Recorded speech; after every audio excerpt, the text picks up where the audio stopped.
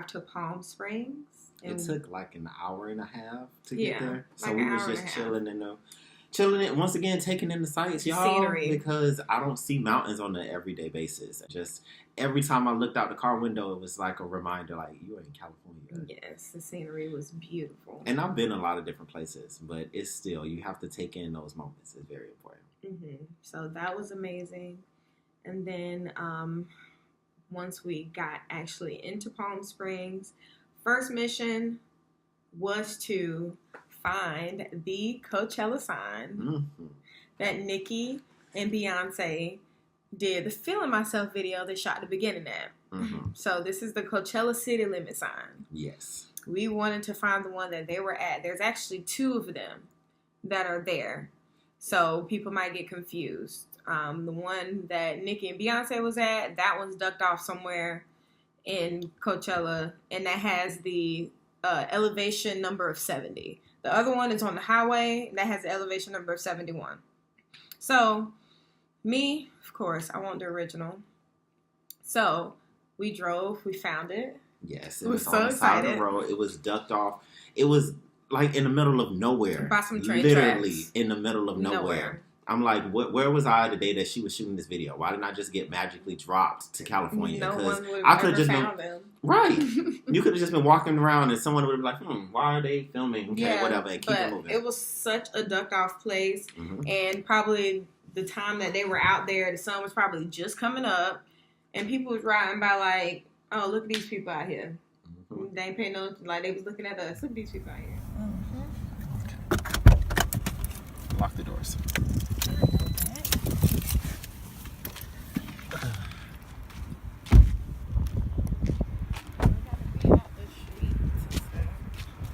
Oh yeah, I mean, we're gonna be on the side. I know what you're saying.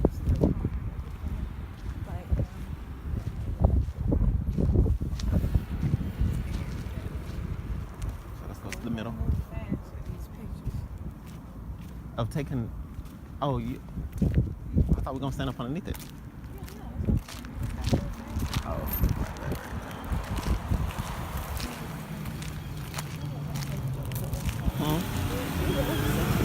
Think so? Yeah, without your camera.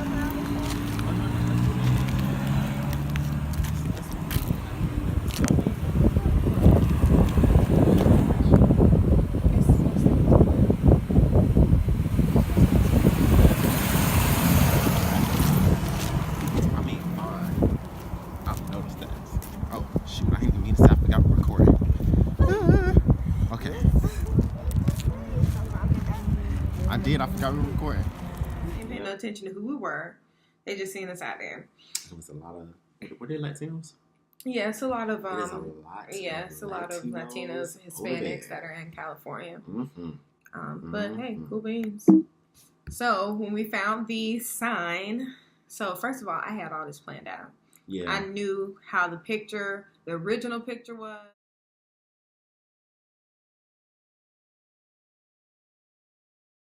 So the original picture, as you can see how it was angled, I knew the photographer was on the ground. They was getting the angle from up. So I'm like, all right, cool. It's going to be us 2. So what do I need to do to get this shot? I turned into full photographer mode. I was going to get this shot. So I had to make sure I went and got a new stand for the back of my phone to make sure it stood up. And I set the timer. You know, it was getting ready. Getting the position right. The lighting was perfect. The sun was beautiful that day. And we literally got the perfect shot. Like, the picture, oh my gosh.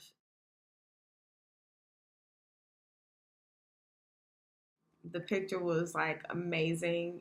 It was... Melanin popping.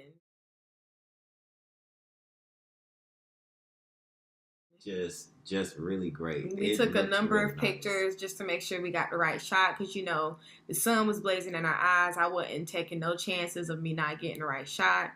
We had one time to do that. And we got the shot. We did.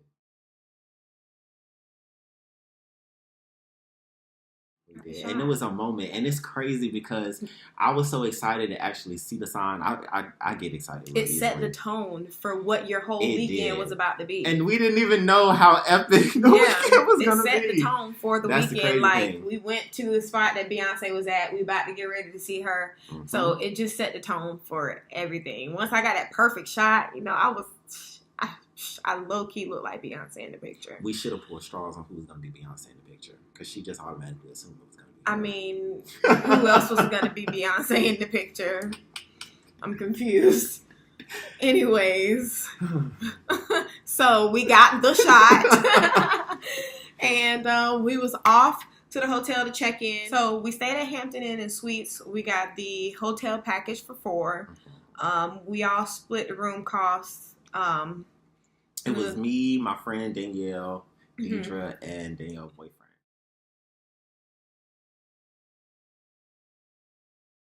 So we all split the room costs. It came up to like let's say $930 something a piece. So we all split that. In the box that we got for the festival. Yeah, by 1:30 we're gonna come back here and our room is gonna be fucking ready. Okay. After we done eating. Is it ready, bitch? You better get it fucking ready. That's why we come early. Okay. Here's a pass. Oh, damn. Oh, tell me what you're doing. Oh, yeah. So I'm just recording you opening the box. Okay. So here, this one. So you get a Coachella box with a shuttle pass for the weekend, so we can get back and forth. And then these are the armbands. It's for 4. Put it on your right wrist, 2 fingers, so you don't cut off circulation. Okay, I'm gonna put this in here. This is my shuttle pass from last year. Fancy. So it has what weekend you going on there too. So always, please don't lose your shuttle pass because you're gonna be shit out of luck. I won't. I gotta see. I don't even think a lot of my pants got pockets. And then okay, let's see what we got in the box this year. Okay, so what is it different? Yeah. Okay. Ooh. This is like a sticker. Yeah, the Coachella sticker. What happened to mine? I have no idea. Instructions for your wristband. They say you have to put it on the right wrist, but if you put it on the left wrist, they still let you in. Why they say right then? Because they want people to be uniform, but niggas don't listen. Oh, they gave y'all a puzzle this year. Wow. This looks fun. Wow. Yeah, I don't do puzzle? Okay, I'm going to keep this because Shayla loves puzzles. And, yeah, I'm going to keep the puzzle. Y'all can have the box. I want the puzzle. This will be yours. I got the guide last year, so you can have the guide. Okay. And then there's the rest of the box. So let me put, first of all, Coachella sticker, wristbands. Keep my wristband I'll take this. Oh, were you looking through it? Take this, yes. I'm looking through it. Just trying to put this stuff up so I don't lose it. Okay, 2. Okay. Welcome, God. Line up. Weekend. Finally, Beyonce. You were so disappointed last year. Man. That looks like crazy. Like that's exactly how big the festival is. That is. So you're never running into anybody, but it's a lot of people. This is the Coachella stage, and that's the outdoor stage. I forgot what stage that is. These are the VIP area where the white tents are over there. So all this open space is general admission. VIP is over there. This is Antarctic. And where the important day is. And we see this butte. It says Beyonce is the headliner. Yes, man. Beyonce. So I already knew this was going to be big. That's why when I heard rumors last year that she was going to be at Coachella, I was like, I'm going. If she be there, amazing. I made the cut. If she's not going to be there, then I'll just enjoy Coachella. And that's unfortunately what ended up happening. But I was thankful that it happened because I knew what to expect going into it. And I was prepared to see my queen. So I was totally satisfied this year. Totally satisfied, hands down. We're almost there. Mm-hmm. So once we got to the festival, we got there maybe like 3:00 on Friday because it wasn't too many major people that we were gonna see earlier. It was like officially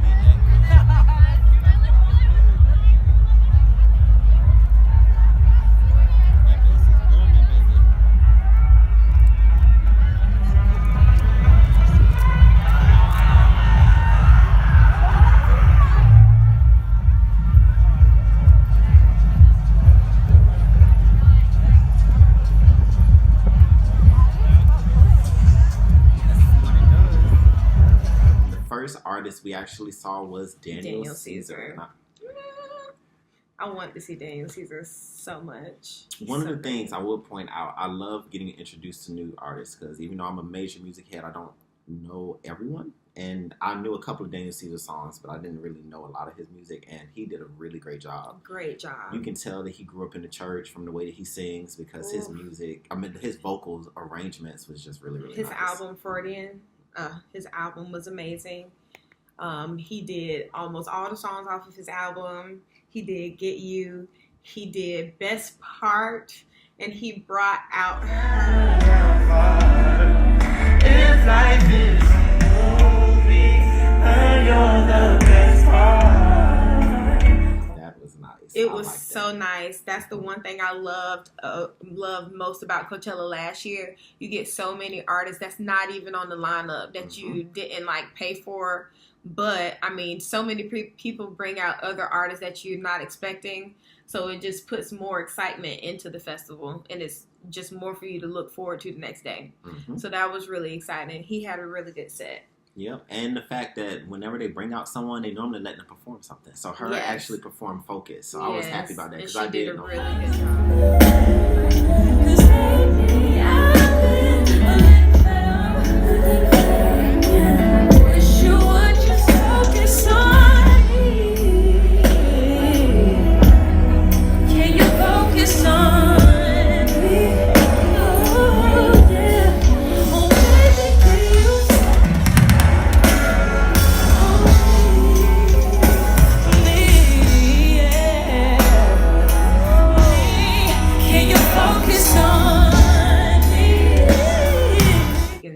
Great live. So good job. And Daniel Caesar as well. Amazing vocals live. So that was great. What did we do after that? That's when... did we eat that day? We did. We ate. I went to... What was the name of the hot dog place? I was trying to get the hot dog that day. Sumo something. Sumo. Yeah. I went and I got the sumo taco or something like that, thinking it was tater tots with hot dog at the bottom part, and it was nothing but a bunch of tater tots. In chili. That's because he didn't ask. Is there stuff on the menu that you don't understand? They didn't really have a picture. They had the pictures all the way on the other side of the wall behind 10 people that were standing over there making food. And they didn't have some pictures? They didn't have no picture. All they had was the name of them. We were supposed to know what all of the food was. Oh my gosh. So I had to go off of what I saw everybody getting. Oh my gosh. So it was called Sumo Dog. This is what it looks like. It's supposed to be a Japanese-inspired hot dog. It looks really good. I was pissed. I got You got the wrong thing. And I was not going back to get more. What I got was vegan ramen noodles. So at Coachella, a lot of people in California, they're about health. They're going vegan. So they have a lot of vegan spots at Coachella, and I wanted to try something vegan. So I decided to get vegan ramen noodles, and it was actually pretty good. That's what the place was called, Ramen Hood. That was the picture I took. Hashtag Coachella Eats. Mm-hmm. And it was really good. Of course it wasn't enough for me. After that, I was hungry still. But after that, where we went, we got a hot dog. That was right before we went to go see The Weeknd. Yeah, we saw 7 first. Huh? We saw 7 first. Not 7. I'm sorry. SZA. 7 was out there. He wanted to see 7. That's why he and I saw pictures of her. He was like, "Oh, I hope you run into 7." She was there with the Amigos, and from where she was standing, I don't know how close she was to us, but oh, okay, we were pretty close to Amigos. Right. So I was like, oh. But yeah, we saw SZA. We went to see SZA before that. And I think she did really did great. a really good job. Running back to the strip club. I'm never going back, never going back. Never going back, never going back. They never take. I put enough for petty douche. I put enough for shitty news. I put a thing for dirty shoes. And I was 10 or 30 minutes. Ooh, she had to take the yesterday. Ooh, I just take it day by day. Ooh. Personally, I'm not a big SZA fan. Didn't really listen to her album. I only heard the singles that she have on the radio. But she did an amazing job. She can sing really well. She's really really relatable. She was up there talking about all kind of stuff. I'm like, okay, girl. And that was a lot of inspiration for me as well, as far as my music. Because a lot of people say I'm real chill. You have to have a certain type of personality. But she was up there being herself, talking about how she smoked some blunts and she was chilling, and then she got to get up and sing.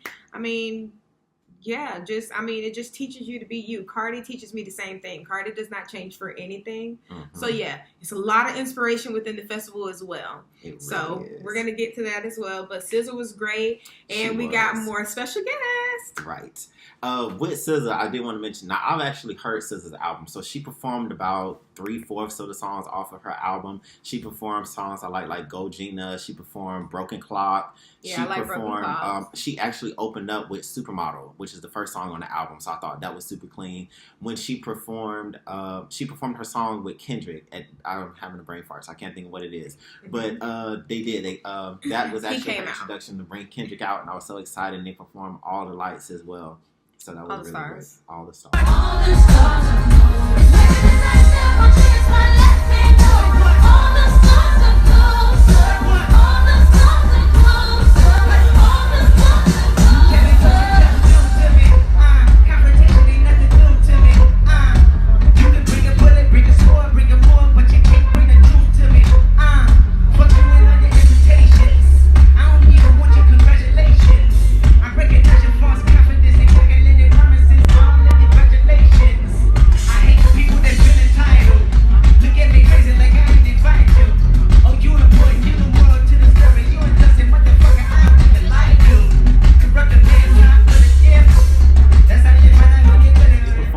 Stars as well, so it was really nice. Yeah, it was really good. And last year Kendrick was a headliner, so I figured that he was gonna come back and come out because he had songs with her. So it was really great to see Kendrick, because last year his show was amazing. Like Kendrick's show last year was like the top show of last year's weekend. Like Beyonce's performance was the top show of Coachella history.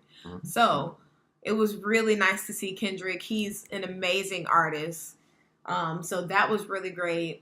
And after that, that's when we went and got some regular food. And the last performance that we went and seen of that night was the headliner, which was The Weeknd.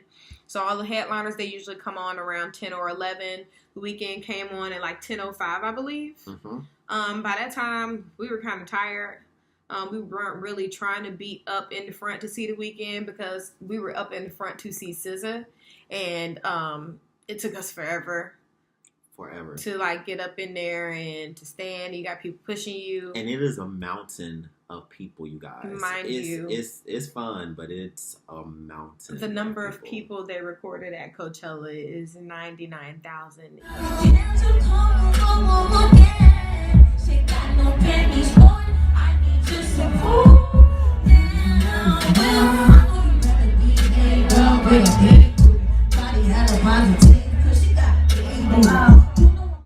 So that's 99,000 weekend 1, 99,000 weekend 2. That's 100 short of 1 million people. Like, you know how many people that is? So imagine, this was records in 2016. So imagine the number of people that was out there for Beyonce. Imagine. Just a sea of people. Like, it went from a mountain to a sea. A sea of people. So, yeah, but The Weeknd, he was really good. We weren't really trying to be up in the front for him. I personally wasn't too thrilled to see The Weeknd, but I like his music because he has a lot of great singles. It's kind of the same way I feel about Rihanna. Not really too thrilled about her, but she has a lot of great singles. No, like when we went to Rihanna concert, I was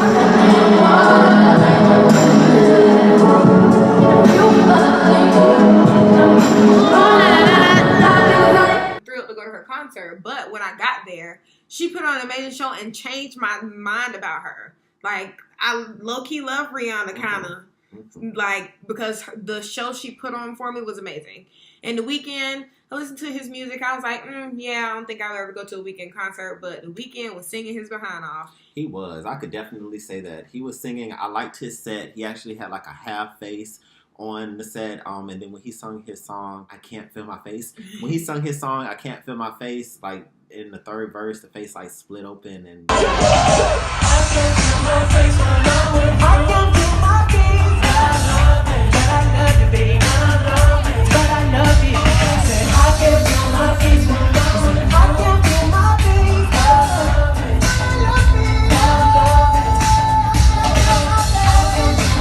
bunch of lights and all the rest of that stuff, so it looked really, really cool. Yeah. The only problem, it is just mellow type music, and it's nice. He has chill smokers music, right? And that's what the festival is about, which is why he was picked for a headliner. Right. So it makes sense. But after being music out there for 11 hours, and he got universal music too. They cold. always pick people. If you notice, they pick people who have universal music. That's not in one genre. He has universal music, so it was really good. He changed my mind about him. He can anybody who will sing to me live. I give you props all day. Yeah. There's nothing I can say about you. If you can sing to me live, then you actually have talent. And he was really, really, really good. And of course, he's handsome. So that was a plus. But he was. I can definitely give him that. His vocals was definitely on point. Yep. So that was, after that, we shuttled back to the hotel. And we had to prepare for Beychella. Right. So, the game plan, day 2, was for us to wake up at like 8 o'clock and go ahead and get prepared.